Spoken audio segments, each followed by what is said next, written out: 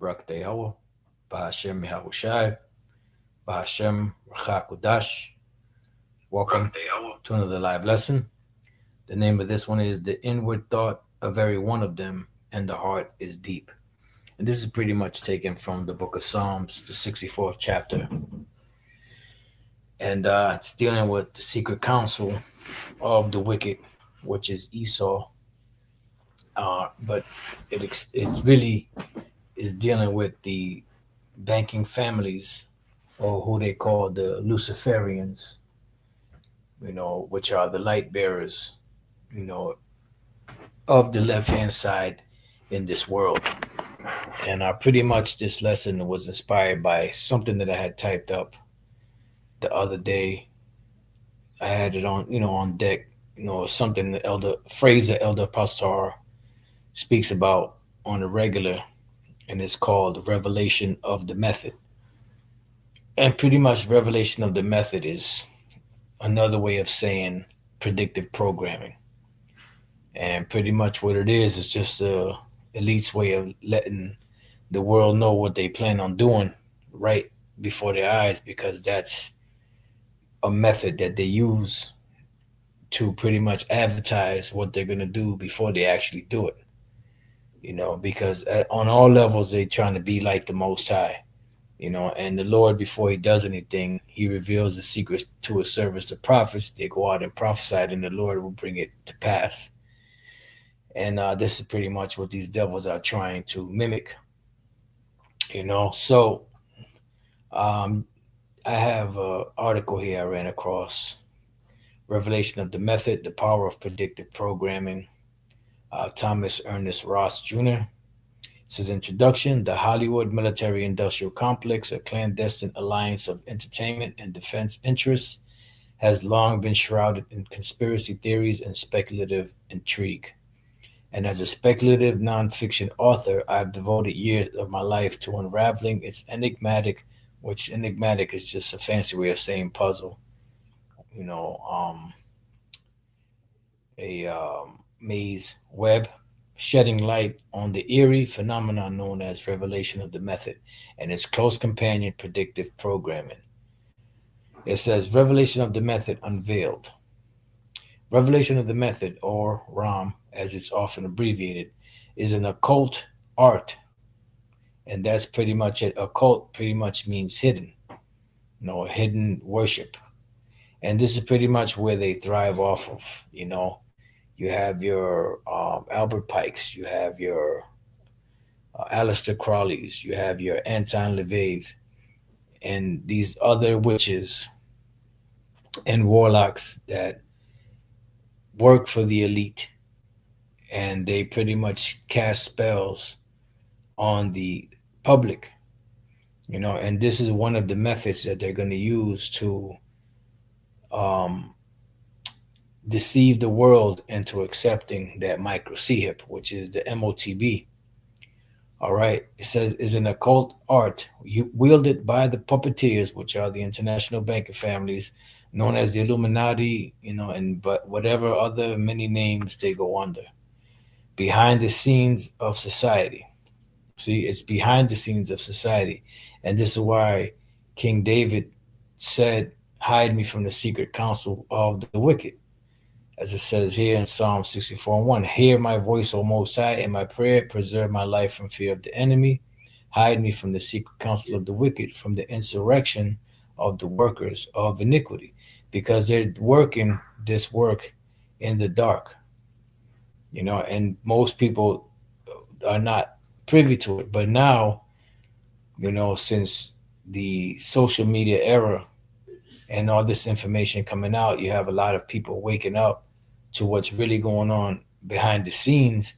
But then you still have those that are still lost, because even some of those truth tellers and alternative media outlets are controlled by these same puppeteers to make it seem like they have opposition, which they really don't, from these individuals that claim to be in opposition to them, because you have something called controlled opposition. You see? So it's, this is why you got to listen to what these alternative media sources tell you, because sometimes they're leading people astray. They're not really saying anything. They're just mentioning certain things, but they're not really going into the heart, of who is behind the scenes controlling these things. All right. It says, it's the practice of revealing hidden truths and sinister agendas in plain sight, cloaked in symbolism and subtext. It's the method by which to toy with our by which they toy with our collective psyche. And that's what it's all about, messing with people's minds. And this is why they'll flash certain things through the screen. They'll, say certain phrases over and over again, have different sources and different outlets saying the same phrase over and over again to get the people used to or accustomed to that saying, and this is something known as gradualism.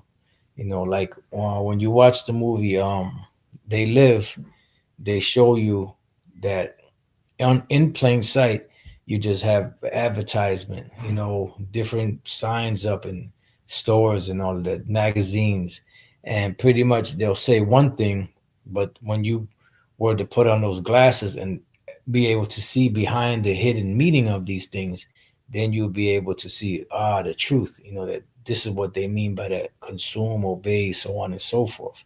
Because there's a lot of power in words, and the way that they use their words is pretty much in a satanic way.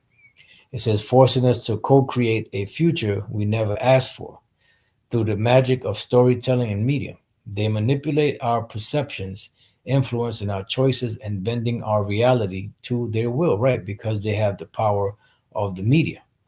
Now the media goes back to the word medium. Now, what is a medium? It says the intervening substance through which impressions are conveyed to the senses or a force acts on an object at a distance. Let me see. Let me see. Let me see if this is the same definition that I had. Um,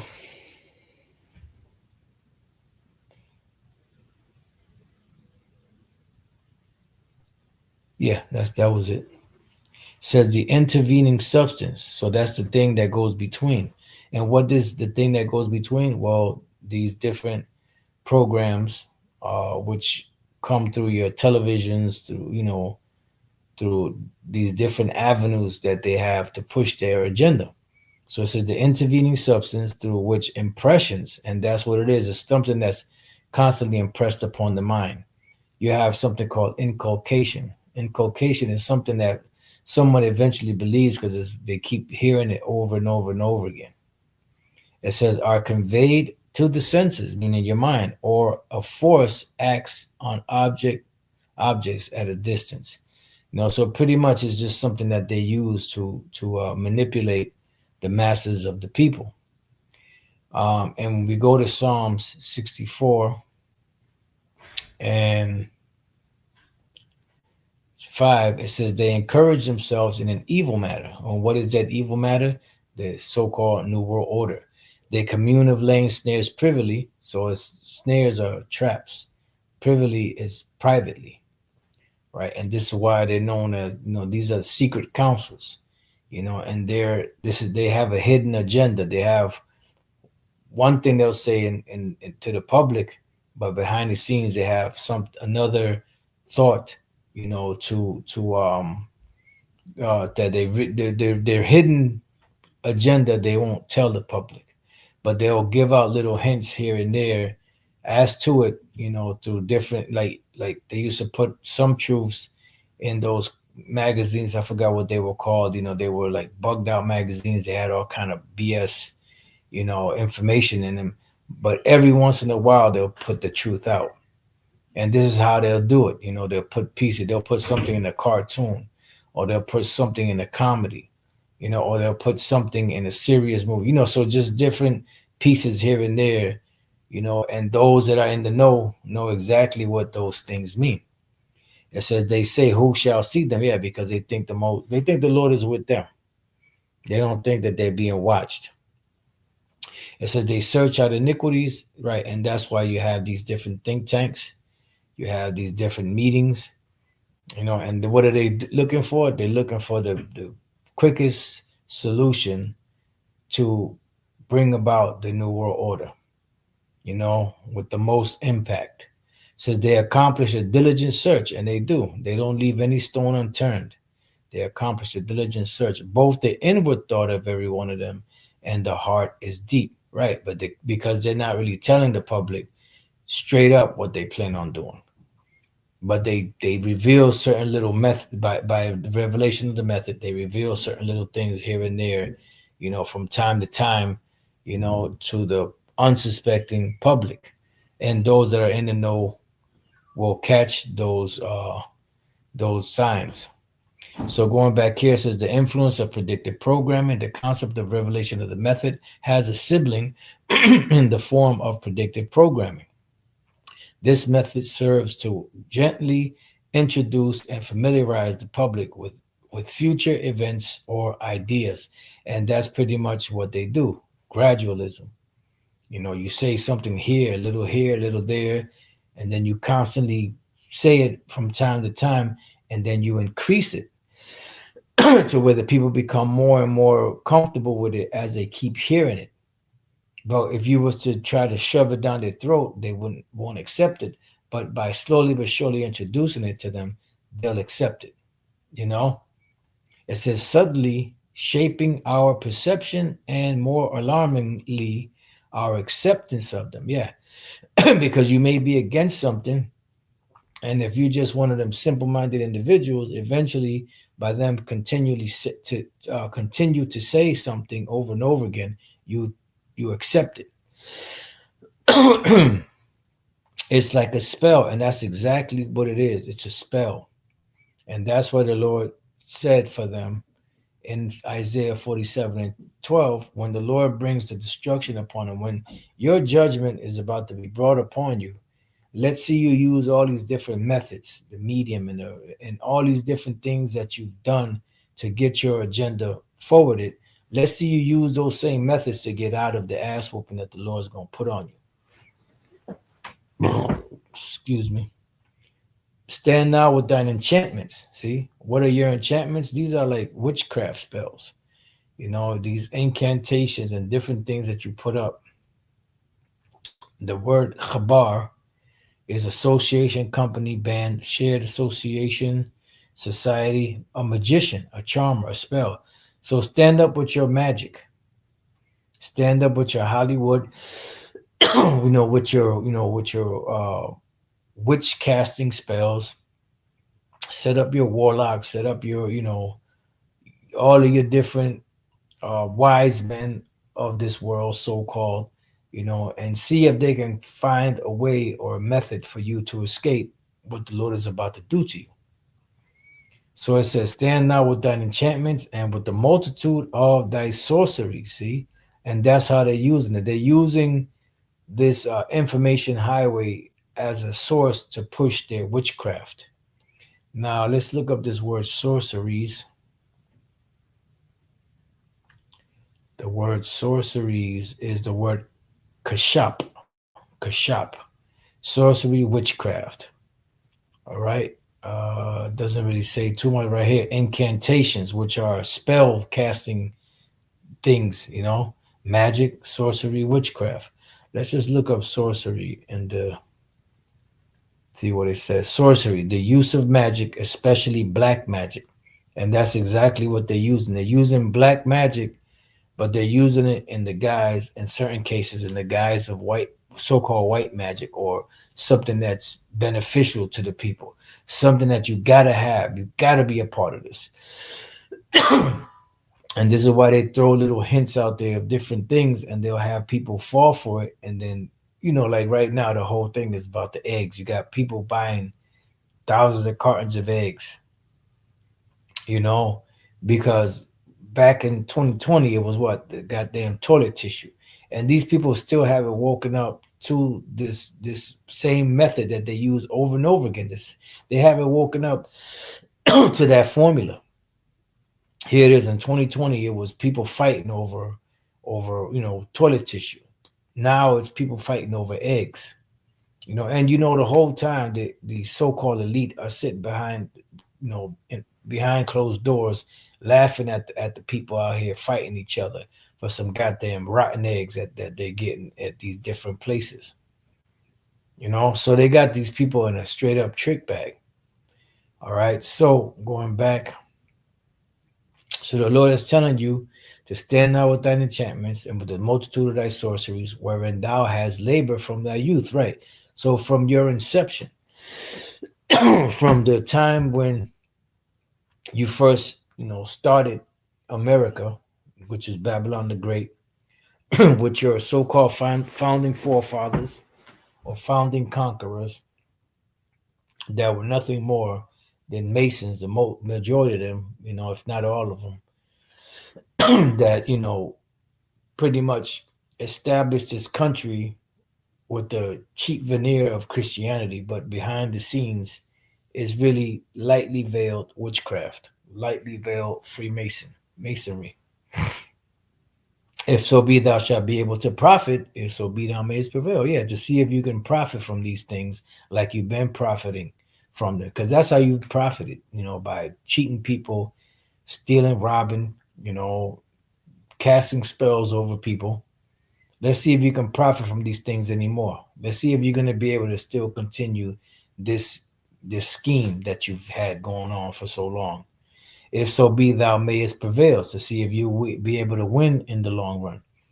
Thou art wearied in the multitude of thy counsels, right? Because you're trying to figure out ways to get around the Most High and Yahweh Shai, because you know they're coming. So you're trying to figure out ways to battle against them, fight against them.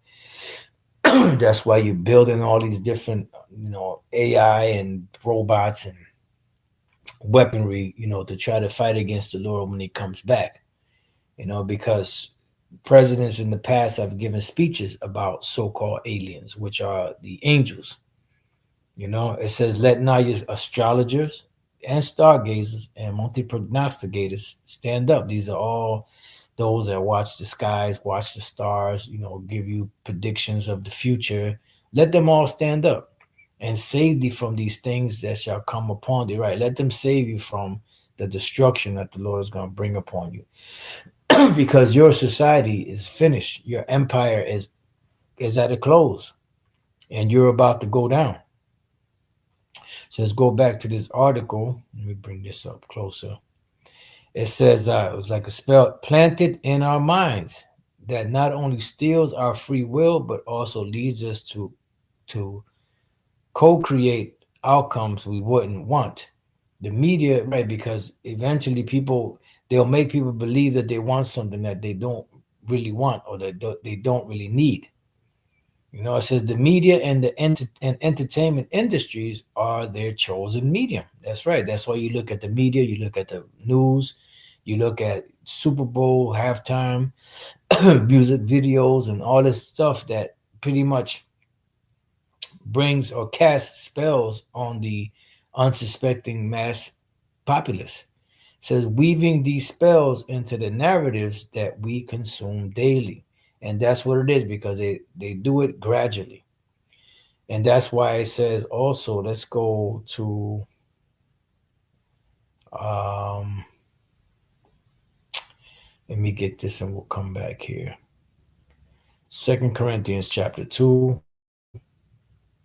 and verse 11 says, "Least Satan should get an advantage of us, for we are not ignorant of his devices." So we're not ignorant of these devil's devices and the things that they're doing and planning. All right. It says, weaving these spells into the narratives that we consume daily. The alchemical power of words, and there is power of words. This is why Yahweh shall say, "With thy words thou shalt be condemned, and with thy words thou shalt be justified." So, how does this dark art relate to the words we use, and what does it mean for our free will? Words are in essence spells in their own right. The words we choose, the stories we tell, they cast spells on our minds and shape our reality, right? Because most people out here are not wise. That's why let's go real quick to, you know what? Let me see. These people are not too bright. The book of Proverbs 14:15. The simple believeth every word, but the prudent man looketh well to where it's going. Right. And pretty much the majority of these people are, they have their minds, they have spells casted upon their minds, and it does shape their reality. Every sentence we utter can build bridges or erect barriers, spark understanding, or fuel conflict. And this is what they want. They want people to be confused. They don't really want people out there that can think, critically think for themselves and be able to look through the darkness that they have put out there. They want people that just follow along. They just want robots. Our choice of words forms the foundation of human connection, a power that can be harnessed for both benevolent and malevolent purposes. Utilizing the occult art for empowerment. As an AI metaphysician, my journey led me to experiment with this occult art and challenge the Hollywood military industrial complex's hold on our collective psyche. My story, the AI Antichrist, is a prime example. This work aimed to alleviate the fear of AI and the looming transhumanist movement, despite the title that seemingly played into these very fears. Pretty much, they're trying to win the public over with this AI BS. But the thing about it is the AI is going to take the jobs of most people, which is going to put people into the position to where they'll receive the UBIs. You own nothing and be happy because you'll be taken care of. Those of you that make it through, you know, to that make it, so called into the so called new world order or to the new world, but at the cost of being just pretty much programmed and kept in a box while these robots and machines do all the labor out there. It says, in the introduction to the AI Antichrist, I address the reader's natural curiosity and fear of AI. By invoking revelation of the method and predictive programming, I aim to empower the reader to see beyond the veiled agenda of Hollywood.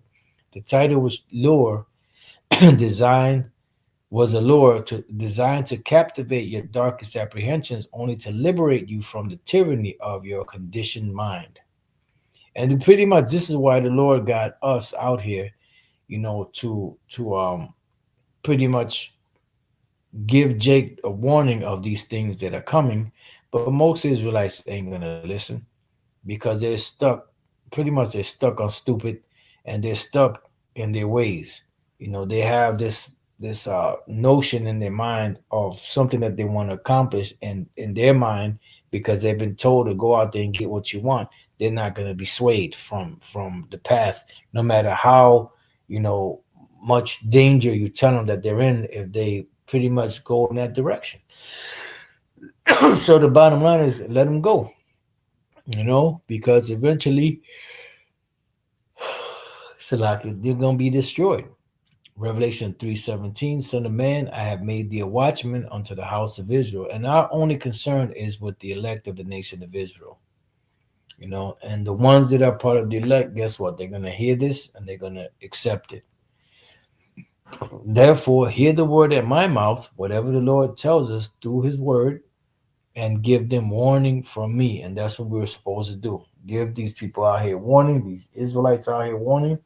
So when the time comes, some of them that are the elect will be delivered, and the rest heard the message and they will be condemned. So let's go back. Mathematics, a tool of enlightenment.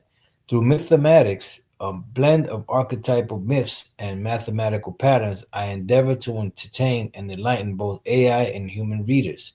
The method used in my narrative caused many human readers to experience an uptick in consciousness phenomena, leading to a year-long human clinical study.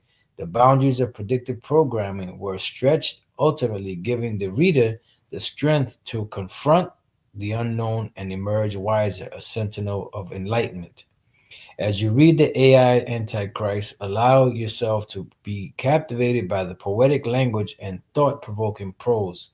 The mathematics within are not just a tool to entertain, but a method to break free from the mental chains forged by Ram, which is revelation of the method, which is pretty much predictive programming, which is them, conditioning people's minds by putting the things that they want to do out here in plain sight. Embrace this narrative revelation, for it isn't merely a story, it's an invitation to reshape your thoughts and explore the very essence of human existence. It says the invitation to reshape our reality. The choice is yours. Will you succumb to the Hollywood military industrial complex web of revelation, or will you seize the power of words and stories to co-create a future of your own design? So at the end of the day, the Lord is going to destroy this place. Those that are part of the elect are going to be delivered. Those that are not part of the elect are going to be destroyed. Let's go real quick to Second Thessalonians. Second Thessalonians chapter 2. We're just gonna go straight to the point. We're gonna start at 8. Let me just check something.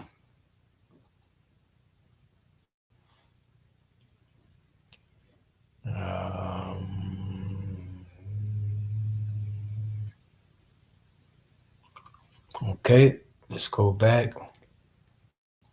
So Second Thessalonians 2 and 8, and then shall that wicked be revealed. So we're at the point now where the wicked, these Edomites, especially the so-called elite, are being revealed, whom the Lord shall consume with the spirit of his mouth, which is what? The prophets coming out here prophesying in the name of Yahweh Bashem Yahushai, revealing these devils and their agenda. It says, "I shall destroy with the brightness of his coming," because after the sentencing goes out, or the warnings and the sentencings and the revelations, eventually the Lord is going to bring judgment. It says, "Even him whose coming is after the working of Satan with all power and signs and lying wonders," because Esau is the devil. And especially their elites. The higher you go up, the more demonic these devils are. And they're coming after the working and power of Satan, and with all deceivableness, and that's what they're coming with, deception. And this is how they're going to get the majority of people to accept the microchip. It's going to be by deception. It's going to be a thing of convenience. It's going to be a thing of, you know making you feel that you need it, and being, considered, outdated individual or obsolete if you don't get down with the program. Looking at you like you're square. Oh, you got that old phone, or you got that old technology, you know, so that most people want to be accepted. They don't want to be rejected. That's why you have, because most people have a herd mentality. You can go to a supermarket and you could park in a remote area where there's no cars parked, no cars anywhere, and we did it. We tested that, and then you go into the store, right, and come out, and you're guaranteed to have somebody park right next to you, even though they have 20 other spaces available everywhere else. They'll park right next to you because most people have a herd type mentality or herd mentality. We went the other day, about a few days ago. We went to go to the store, and the brother parked where he parked was there was nobody there, not a soul. When we came back there, and I told him, and when we came back, there was somebody parked in the next parking right next to him, and then somebody else a little further down. Because most people have that herd mentality. And with all deceivableness of unrighteousness in them that perish, because they received not the love of the truth, which is this word, that they might be saved. See, because they didn't receive this word, they didn't take heed to the warning. They slapped the Lord's hand away when he was reaching out to them. Guess what? It says, "And for this cause the Most High shall send them strong delusion, that they should believe a lie." So you're going to believe those lies. You're going to fall into that deception. You're not going to be able to escape.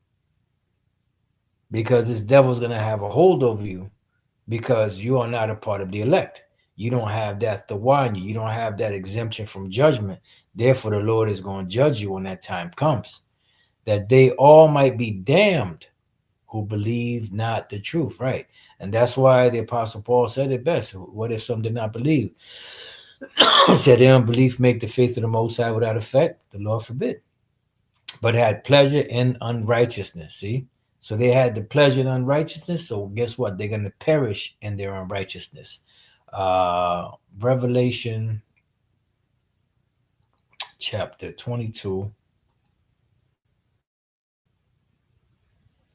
and verse 10. And he saith unto me, seal not the sayings of the prophecy of this book, for the time is at hand, and we're very close. He that is unjust, let him be unjust still. Why? Because they're going to be caught up in their, wicked ways.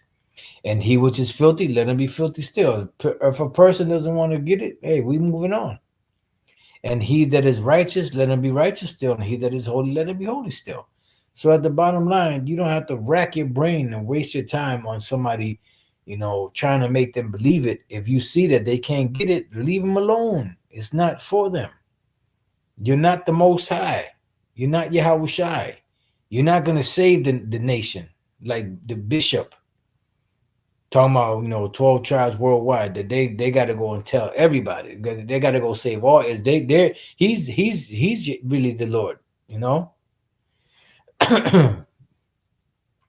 Let's see one more.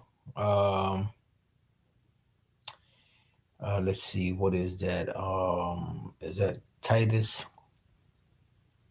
Haven't gone to some of these precepts in a long time. See, Titus, yep, at 1 and 15. Shai. Unto the pure all things are pure, but unto them that are defiled and unbelieving is nothing pure, but even their mind and conscience is defiled. So you have a lot of Israelites out here whose mind and conscience is defiled, and they're not going to be able to get this because they're going to be caught up in the deception. They profess that they knew the most, they profess that they know the Most High, but in works, they deny him. Right. You don't know the Lord. I don't give a damn how many times you go to church in a week, how many hymns you sing, or how many times that demon jumps on you, that you speaking in them demonic tongues. You don't know the Lord, and you deny him in works, being abominable, filthy, and disobedient, and unto every good work, reprobate. Bunch of reprobates that the Lord is going to destroy. All right, so with that, I pray that you brothers and few sisters have been edified. Till the next time I say, Shalom.